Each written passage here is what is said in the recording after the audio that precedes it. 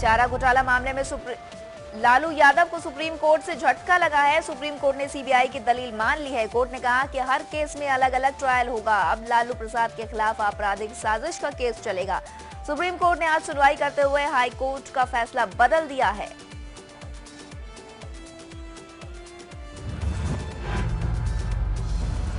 शीर्ष कोर्ट ने इस मामले में 20 अप्रैल को अपना फैसला सुरक्षित रख लिया था। साथ ही मामले से संबंधित सभी पक्षों से 1 हफ्ते के भीतर अपना सुझाव देने को कहा था। चारा घोटाला 1990 के बीच में बिहार के पशुपालन विभाग से जुड़ा हुआ मामला है। इस दौरान लालू बिहार के मुख्यमंत्री थे।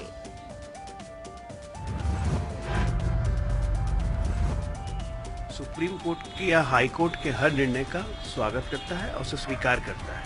इसमें कुछ कहने या न कहने वाली कोई बात नहीं है। माननीय सुप्रीम कोर्ट का जो भी निर्देश आया है वो सभी के लिए मान्य है। में निर्णय हो गया था, उसके खिलाफ सीबीआई सुप्रीम कोर्ट आई थी और सुप्रीम कोर्ट ने जो फैसला दिया है ये स्वागत योग्य है। भारतीय जनता पार्टी इसका स्वागत करती है। और बिहार तो बदनाम हो गया फ्रॉड स्कैम के कारण, लालू जी के कारण बिहार बदनाम हो गया। और पता नहीं क्यों नीतीश कुमार जी ऐसे लोगों के साथ गठबंधन करके सरकार चलाना चाहते हैं। सुप्रीम कोर्ट का फैसला स्वागत योग्य है। जिसने भी गड़बड़ी की है, बिहार की संपत्ति को लूटने की कोशिश की, खजाने को लूटने की कोशिश की है, उस पर कार्रवाई कराने का निर्णय, केस चलाने का निर्णय सुप्रीम कोर्ट का स्वागत है। आपके बागी नेता कपिल मिश्रा ने केजरीवाल सरकार के खिलाफ अपनी लड़ाई को तेज कर दिया है। केजरीवाल सरकार की कैबिनेट से बर्खास्त मंत्री कपिल मिश्रा आज एंटी करप्शन ब्यूरो के दफ्तर पहुंच चुके हैं। वो टैंकर घोटाले में तथाकथित रूप से जुड़े आशीष तलवार और विभव पटेल की शिकायत एसीबी से करेंगे। कपिल ने कहा है कि वो मामले में इंसाफ के लिए सरकारी गवाह बनने को तैयार हैं। कपिल ने दावा किया कि सत्येंद्र जैन का इस्तीफा 2 से 3 दिन में करा लिया जाएगा। कपिल मिश्रा ने कहा कि 2015 में उन्होंने केजरीवाल से जल बोर्ड घोटाले की रिपोर्ट सौंपी थी। बावजूद इसके मामले में कोई कार्रवाई नहीं हुई। कपिल मिश्रा ने दावा किया कि एसीबी को वो केजरीवाल के उन 2 कर्मियों के नाम भी बताएंगे जिनकी वजह से घोटाले की जांच रिपोर्ट पर कोई कार्रवाई नहीं हो सकी।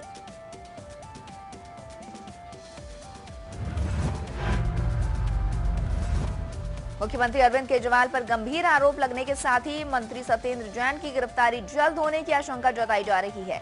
एलजी अनिल बैजल ने मिश्रा ने शिकायत की है। इसके बाद राजनिवास सरकार की कार्यप्रणाली पर भी उठ रहे सवालों को लेकर सक्रिय हो गया है।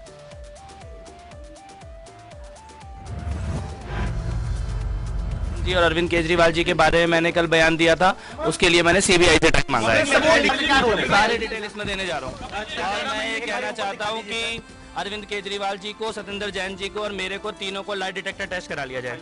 और अभी एंटी करप्शन ब्यूरो के ऑफिस जा रहा हूँ टैंकर स्कैम की जानकारी। कपिल मिश्रा के आरोपों का जवाब देने उप मुख्यमंत्री मनीष सिसोदिया सामने आए। उन्होंने तमाम आरोपों को बेबुनियाद ठहराया। उन्होंने कहा कि इन आरोपों पर कुछ नहीं कहा जा सकता, कोई यकीन नहीं करेगा, आरोप बेबुनियाद है।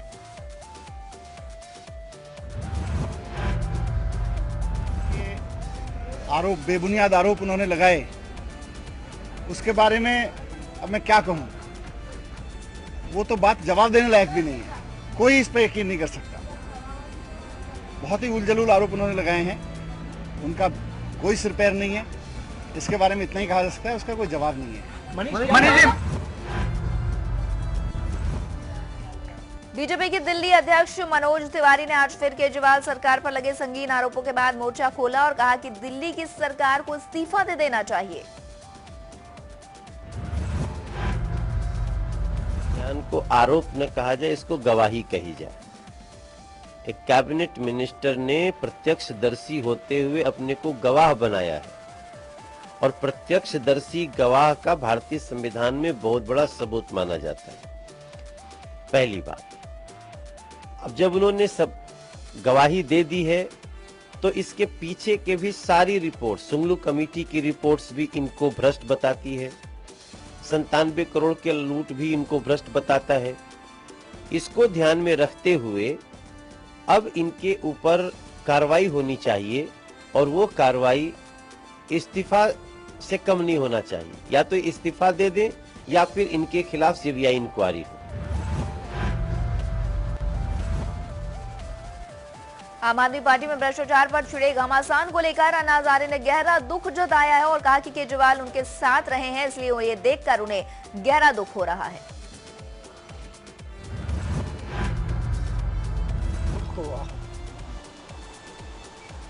कि हम जिस भ्रष्टाचार के विरोध में लड़ते रहे, दिल्ली के भ्रष्टाचार के विरोध में जो लड़ाई हुई उसके कारण केजरीवाल मुख्यमंत्री बन गए और आज उन पर आरोप होना इतने दुख की बात है, मैं कह नहीं सकता उसके। कुलगाम एनकाउंटर पर मारे गए आतंकी फयाज अहमद को उसके साथियों ने AK-47 असॉल्ट राइफल से सलामी दी। ये घटना तब हुई जब फयाज उर्फ सेठा का अंतिम संस्कार किया जा रहा था। कुछ संदिग्ध आतंकी वहां आए और उन्होंने AK-47 से हवाई फायरिंग शुरू कर दी। इस घटना की तस्वीरें भी सामने आई हैं। बता दें कि कुलगाम के कोई मोह एरिया में रहने वाले फयाज को इंडियन सिक्योरिटी फोर्सेज ने शनिवार को एनकाउंटर में मार गिराया था।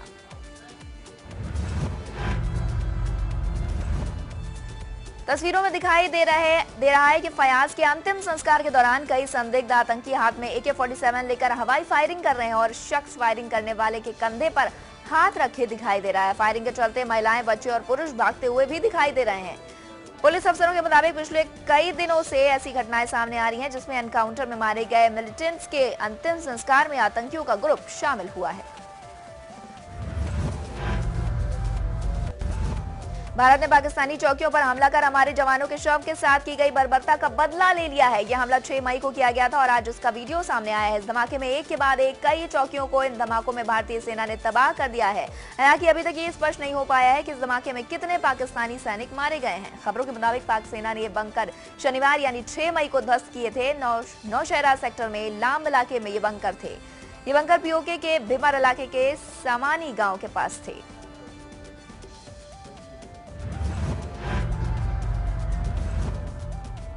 बता दें कि पिछले हफ्ते ही जम्मू के मेजर सेक्टर में पाकिस्तान की तरफ से मोर्टार दागे गए थे। पाकिस्तान के इस अटैक में 2 भारतीय जवान शहीद हो गए थे। इतना ही नहीं, भारतीय जवानों के शवों के साथ बर्बरता भी की गई थी। 1 मई को पाकिस्तान की बॉर्डर एक्शन टीम यानी बैच ने जम्मू कश्मीर के पुंछ क्षेत्र में 250 मीटर अंदर घुसकर नायब सूबेदार परमजीत सिंह और BSF के हेड कांस्टेबल प्रेम सागर की हत्या कर दी थी।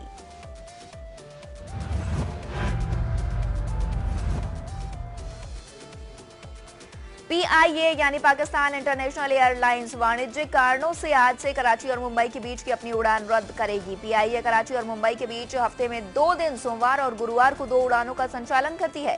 PIA ने इन मार्ग पर उड़ानों के लिए रोक लगा दी है। हालांकि उन्होंने कहा कि PIA की लाहौर दिल्ली उड़ान का संचालन जारी रहेगा क्योंकि इस मार्ग पर यात्रियों की संख्या संतोषजनक है।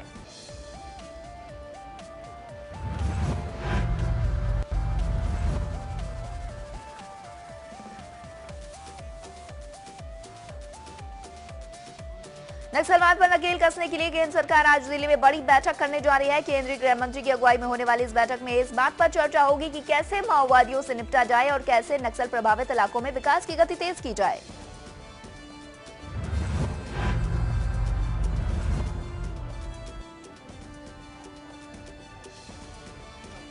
इसके अलावा नक्सल प्रभावित राज्यों के मुख्य सचिव, प्रभावित राज्यों के पुलिस प्रमुख, अर्धसैनिक बलों और खुफिया विभाग के प्रमुख और नक्सलवाद से बुरी तरह प्रभावित करीब 35 जिलों के पुलिस अधीक्षकों को भी बुलाया गया है।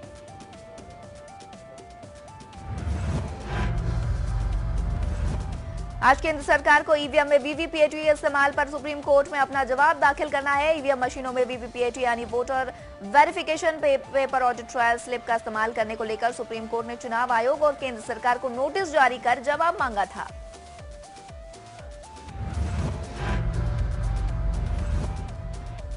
सुप्रीम कोर्ट में ईवीएम को लेकर उठ रहे सवालों के बीच कांग्रेस के बड़े नेता और बड़े वकील पी चिदम्बरम, कपिल सिब्बल, अभिषेक मनु सिंघवी, आनंद शर्मा आदि के विरोध में पैरवी कर रहे हैं। चुनाव आयोग ने प्रधानमंत्री को चिट्ठी लिखकर 3000 करोड़ रुपए मांगे थे, लेकिन केंद्र ने ये राशि नहीं दी है।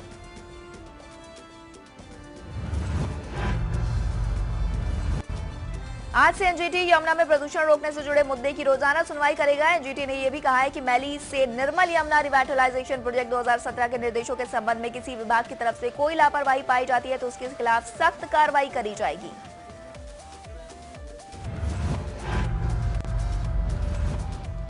हिमाचल प्रदेश के मुख्यमंत्री वीरभद्र सिंह से जुड़े आय से अधिक संपत्ति मामले में सीबीआई की चार्जशीट पर आज सुनवाई होगी। ये सुनवाई विशेष अदालत में होगी। संपत्ति मामले में कोर्ट तय करेगा कि चार्जशीट पर संज्ञान लिया जाए या नहीं।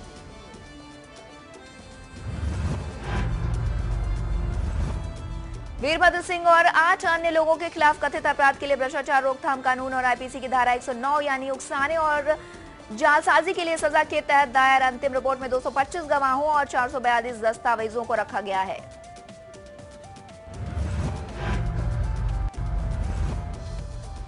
लखनऊ में होटल में खाना खाने आई एक महिला को कुछ अज्ञात अपराधियों ने गोली मार दी। इस दौरान अज्ञात लोगों ने होटल के गार्ड को भी गोली मारकर घायल कर दिया। महिला और गार्ड दोनों को गंभीर हालत में अस्पताल में भर्ती कराया गया, जहां उनका इलाज जारी है।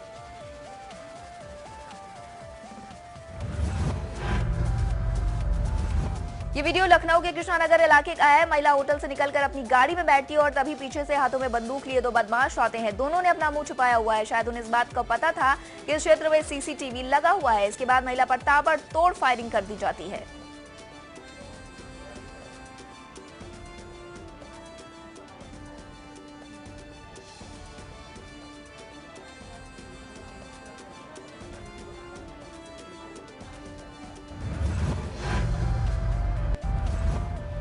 सहारनपुर में हुए बवाल की समीक्षा करने पहुंचे डीजीपी और प्रमुख गृह सचिव के सामने रेप पीड़िता ने जमकर हंगामा किया। पीड़िता का आरोप है कि साल 2015 में देवबंद थाने के अंदर 4 पुलिसकर्मी ने उसके साथ सामूहिक दुष्कर्म किया था, जिसके बाद तहरीर दिए जाने के बाद अब तो किसी भी तरह की कोई कार्रवाई नहीं की जा सकी है। आपको बता दें कि समीक्षा बैठक के दौरान पीड़िता जब सर्किट हाउस पहुंची तो उसको डीजीपी से मिलने से रोक दिया गया।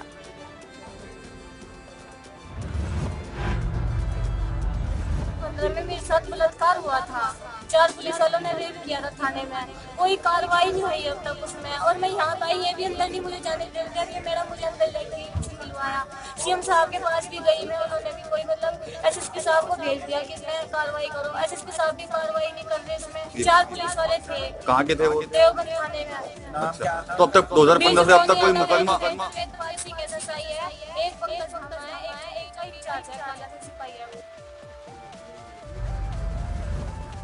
सहारनपुर को पहुंचे यूपी के प्रमुख सचिव गृह और डीजीपी सुलखान सिंह ने सहारनपुर में हुई दुधली और शब्बीरपुर हिंसा की समीक्षा की। डीजीपी और गृह सचिव ने मंडल के अधिकारियों के साथ सभी राजनीतिक दलों के प्रतिनिधिमंडल के लोगों के दोनों घटनाओं की जानकारी मांग उनसे बातचीत की। प्रमुख गृह सचिव ने कहा कि सहारनपुर की घटनाओं की निष्पक्ष रूप से जांच होगी और इसके साथ ही जो लोग दोषी हैं उनके खिलाफ भी सख्ती से निपटा जाएगा।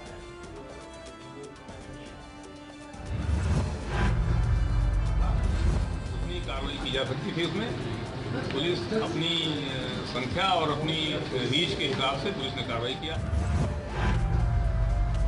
चाहे वो शराब का हो या फिर आपके इलीगल आर्म्स का हो, वो तस्करी हो, ये सब पे कैसे रोकथाम करेंगे उसके उपाय के बारे में भी डीजीपी साहब ने निर्देश। खबर 100 में आगे बढ़ेंगे, लेकिन उससे पहले नजर हेडलाइंस पर।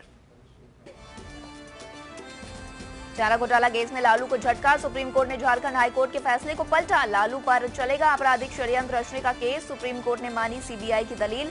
सुप्रीम कोर्ट ने कहा सभी घटनाओं को एक अपराध नहीं माना जा सकता। याचिका देर से लगाने पर सीबीआई को भी लगी फटकार।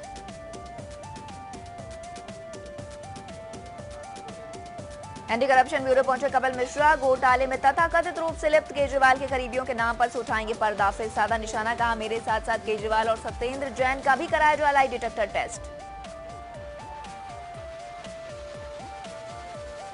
नक्सलियों पर रणनीति तय करने के लिए आज राजनाथ सिंह की अध्यक्षता में दिल्ली में अहम बैठक। नक्सल प्रभावित 10 राज्यों के मुख्यमंत्री होंगे बैठक में शामिल। योगी आदित्यनाथ भी करेंगे शिरकत।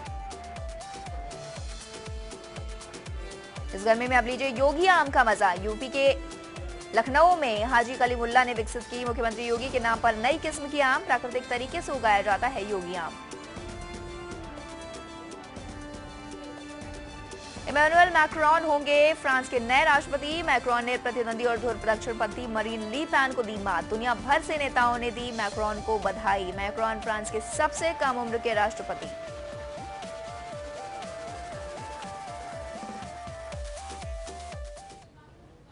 खबर 100 में खबरें और भी हैं, चलिए आपको उन खबरों से रूबरू करा देते हैं।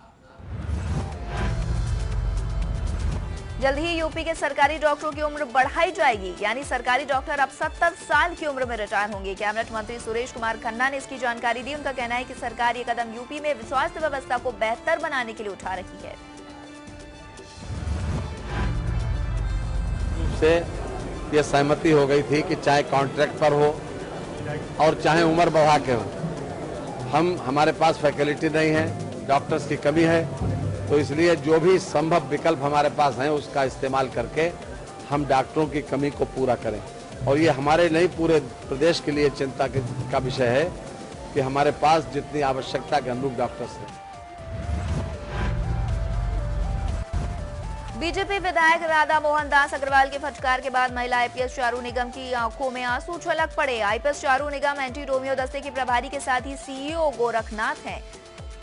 प्रत्यक्षदर्शियों के मुताबिक आईपीएस चारू निगम बार बार बीजेपी विधायक के सामने अपनी बात रखने का प्रयास कर रही थी, लेकिन विधायक ने उनकी बात को अनसुना करते हुए उन्हें जमकर फटकार लगा दी, जिसके बाद वो काफी आहत दिखी और उनकी आंखों से आंसू छलकने लगे।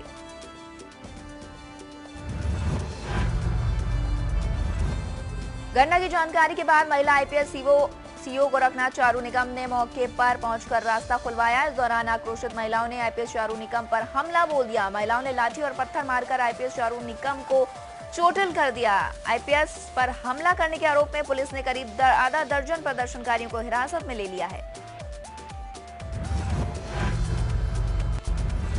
गोरखपुर सीएम योगी की कर्म भूमि और गढ़ गोरखपुर के गोरखनाथ इलाके में पुलिस की कार्यशैली गंभीर सवालों के घेरे में है।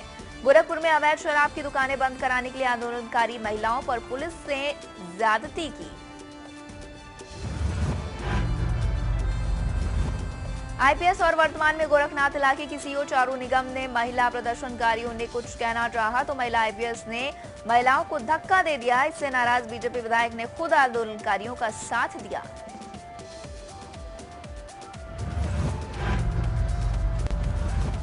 आम खाने के शौकीनों के लिए एक अच्छी खबर है। इस गर्मी में आप योगी आम का स्वाद ले सकेंगे।